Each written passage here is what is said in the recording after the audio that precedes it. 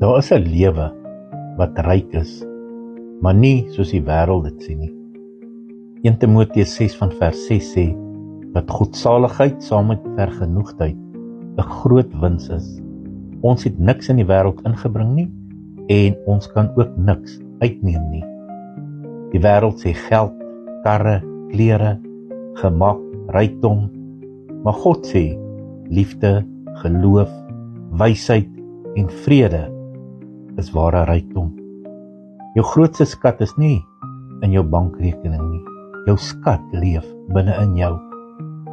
God plant medelee in jou hart, wysheid in jou gedagtes.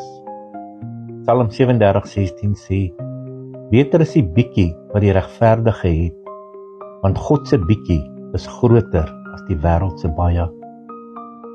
Die wêreld hou vas aan skatte, maar die gelowige hou vas aan Jesus. En onthou, wanneer jy Jesus het, leef jy met God se krag. Het jy sy wysheid en sy insig, en is jy ryk vir ewig en altyd.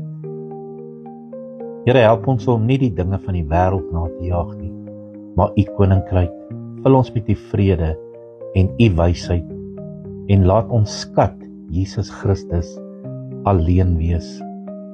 Amen.